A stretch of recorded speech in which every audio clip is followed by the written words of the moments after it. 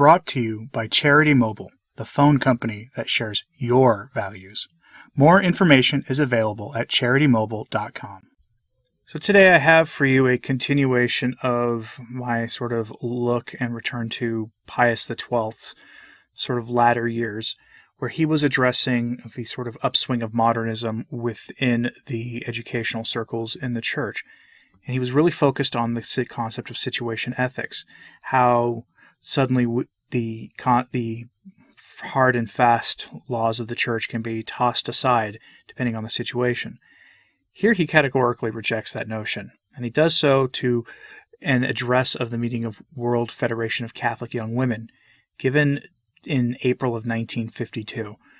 He makes references to a document they gave him. I've never seen a copy of this document online. If anybody knows where to find it, feel free to just let me know in an email or something, and maybe I'll address it, although it's, according to him, 35 pages long, so I doubt I'll read that on the channel. But let me know what you think of this, and listen carefully, because this is a kind of a complicated talk, and he's giving this to the lay faithful, which almost makes me wonder about all of our collective sort of ability to understand complex concepts and how that's changed over the last 70 years. And I don't mean that as a dig at anybody. I had to actually focus on this when I was reading it too. So, but don't be intimidated by it. It's well worth your time. But enough from me. On to Pius XII. Soyez les bienvenus, 1952. Address to the participants in the World Federation of Catholic Young Women's meeting in April 18th of that year. The theme of the meeting. We welcome you, beloved daughters of the World Federation of Catholic Young Women. We greet you with the same pleasure, the same joy, and the same affection with which, given years ago, we received you at Castel Gandolfo on the occasion of the great international meeting of Catholic women. The impetus and the wise counsels given you by this meeting, as well as the words which we addressed to you on that occasion, have not remained without fruit. We know how you have worked in the meantime to realize the precise aims which were so clear to you. This is shown also by the printed memorandum which you presented to us when today's meeting was being prepared, The Faith of the Youth, the Problem of Our Time. Its 32 pages have all the weight of a large volume, and we have studied it with great attention, for it sums up and synthesizes the results of many different studies on the state of the faith among the Catholic youth of Europe. Its conclusions are most instructive. In our allocation of September of 1947, at which you were present, as well as in many other allocations before and since, we ourselves have treated of a whole series of questions which you have touched upon in these pages. Today, we should like to take the occasion of this meeting to tell you what we think of a certain phenomenon, which is showing itself in some degree everywhere in the life of faith of Catholics, and which in a manner affects everyone, but especially youth and its educators, and which is referred to in several passages of your memorandum, especially when you say, confusing Christianity with a code of precepts and prohibitions, young people have the feeling that they are suffocating in this climate of the moral imperative, and it is not a small minority among those who cast off this cumbersome baggage. A new conception of the moral law. We could call this phenomenon a new conception of moral life, since there is in it a tendency which is clearly present in moral questions. Now it is on the truths of faith that the principles of morality are based, and you know how fundamentally important it is for the presentation and development of faith that the conscience of the young man and the young woman be formed at a very early age, and developed according to true and sound moral standards. Thus, the new conception of Christian morality touches very directly on the problem of the faith of the youth. We have already spoken of the new morality in our last radio address of March 23rd to Christian educators. What we say today is not merely a continuation of what we said then. We wish today to uncover the hidden sources of this conception. We might term it ethical existentialism, ethical actualism, ethical individualism, all understood in the restrictive sense that we shall later explain, and as expressed in what has otherwise been called situations ethics or morality according to situations. Situation ethics, its distinctive sign.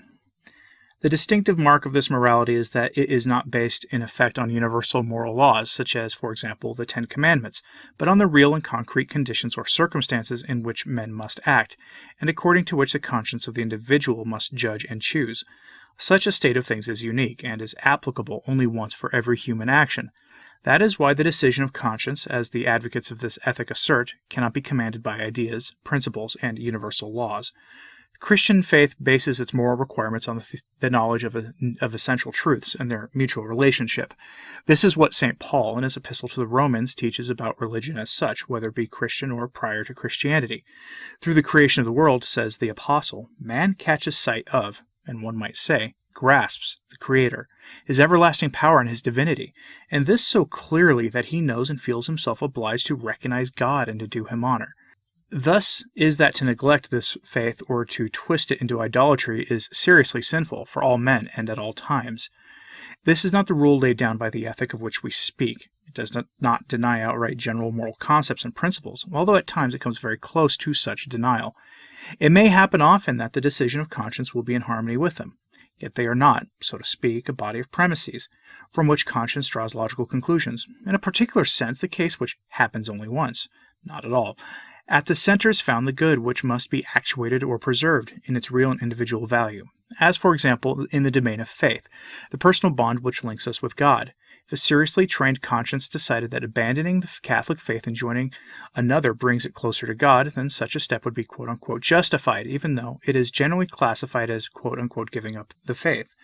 Or again, in the domain of morality, another example is the corporal and spiritual gift of oneself among young people. Here a seriously trained conscience could decide that because of a sincere inclination, physical intimacies are in order, and these, although only allowed between those in the sacramental bond, would become allowable expressions of this inclination. The open conscience of today would decide in this way because from the hierarchy of values it draws the principle that personality values, being the highest, could either make use of lower bodily values or rule them out, according to the suggestions of each individual situation. It has been insistently claimed that, precisely in virtue of this principle, in what concern the rights of those in the sacramental bond, it would be necessary, in case of conflict, to leave to the serious and upright conscience of the parties, according to the demands of concrete situations, the power to frustrate directly the realization of material values for the benefit of personality values. Such judgments of conscience, however, contrary they may seem at first sight to divine precepts, would be valid before God because, they say, in the eyes of God a seriously formed conscience takes precedence over precept and law. Hence, such a decision is active and productive. It is not passive and merely receptive of the decision of the law which God has written in the heart of each one, and still less of the decision of the Decalogue which the finger of God wrote on the tables of stone, making it a duty of human authority to promulgate and preserve it. The new morality is eminently individual. The new ethic, adapted to circumstances, says its authors, is eminently individual. In this determination of conscience, each individual finds himself in direct relationship with God, and decides before him, without the slightest trace of intervention by any law, any authority, any community, any faith. Here there is simply the I of man and the I of the personal God, not the God of the law, but the God of the Father, with whom man must unite himself in filial love. Viewed thus, the decision of conscience is a personal risk according to one's knowledge and evaluation, in all sincerity, before God. These two things, right intention and sincere response, are what God considers. He is not concerned with the action. Hence the answer may be to exchange the Catholic faith for other principles, to break the nuptial sacrament, to interrupt natural processes, to refuse obedience to competent authority in the family, the church, the state, and so forth. All this would be perfectly fitting for man's status as one who comes of age, and in the Christian order it would be in harmony with the relationship of sonship, which, according to the teaching of Christ, makes us pray to God as our Father. This personal view of things spares man the necessity of having to ask himself at every instant whether the decision to be taken corresponds to the paragraphs of the law or to the canons of abstract standards and rules. It preserves man from the hypocrisy of pharisaical fidelity to laws. It preserves him both from pathological scruples as well as from the flippancy or lack of conscience, because it puts the responsibility before God on the Christian personally. Thus speak those who preach the new morality. It is outside our theology and Catholic principles. Stated thusly, the new ethic is so foreign to the faith and to Catholic principles that even a child, if he knows his catechism, will be aware of it and will feel it. It is not difficult to recognize how this new moral system derives from existentialism, which either prescinds from God or simply denies him, and in any case leaves man to himself. It is possible that present-day conditions may have led men to attempt to transplant this new morality into Catholic soil. in order to make the hardships of Christian life more bearable to the faithful. In fact, millions of them are being called upon today, and in an extraordinary degree, to practice firmness, patience, constancy, and the spirit of sacrifice, if they wish to preserve their faith intact, for they suffer the blows of fate, or are placed in surroundings which put within their reach everything which their passionate heart yearns for or desires. Such an attempt can never succeed. The fundamental obligations of the moral law. It will be asked how the moral law, which is universal, can be sufficient or even have a binding force in an individual case, which in the concrete is always unique and happens only once. It can be sufficient and binding, and it actually is because precisely by reason of its universality, the moral law includes necessarily and intentionally all particular cases in which its meaning is verified. In very many cases, it does so with such convincing logic that even the conscience of the faithful simply sees immediately and with all full certitude the decision to be taken. This is especially true of the negative obligations of the moral law, namely those which oblige us not to do something, or to set something else aside. Yet it is not only true of these obligations. The fundamental obligations of the Christian law, in the degree in which they are superior to those of the material, are based on the essence of the supernatural order established by the divine Redeemer. From the essential relationships between man and God, between man and man, within the nuptial sacrament, between parents and children, from the essential community relationships found in the family, in the church, and in the state, it follows, among other things, the antipathy of God, blasphemy, idolatry, abandoning the faith, denial of the faith, perjury, bearing false witness, calumny, adultery, the solitary sin, stealing, robbery, taking away the necessities of life, depriving workers of their just wages, monopolizing vital foodstuffs, and unjustifiably increasing prices. All this is gravely forbidden by the divine lawmaker. No examination is necessary. No matter what the situation of the individual may be, there is no other course open to him but to obey.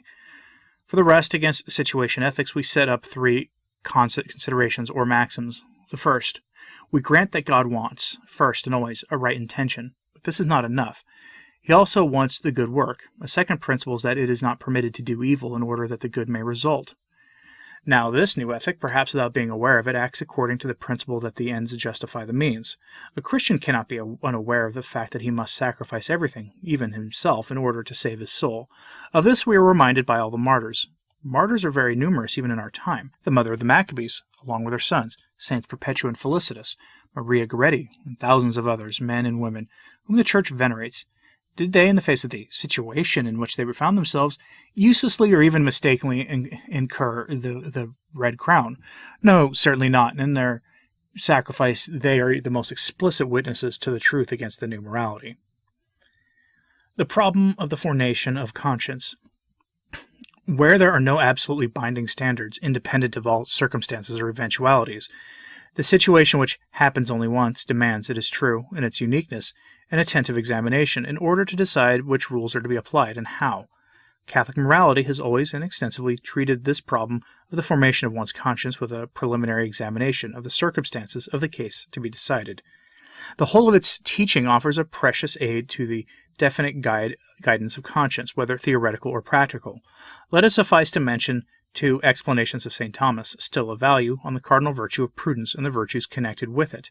His treatise shows his understanding of a sense of personal activity and of actuality, which contains whatever true and positive elements there may be in ethics according to the situation, while avoiding its confusion and wanderings from the truth. Hence it will be enough for the modern moralist to follow the same line, if he wishes to make a thorough study of the new problem.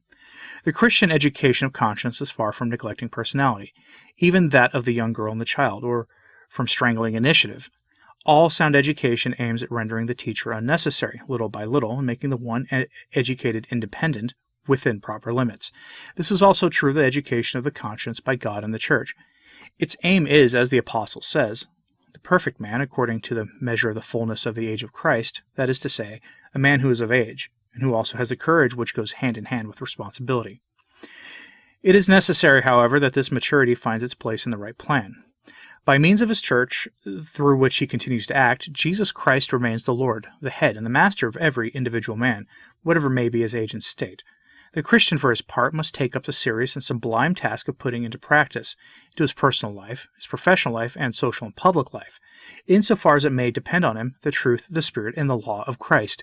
This is what we call Catholic morality, and it leaves a vast field of action for personal enterprise and the personal responsibility of the Christian.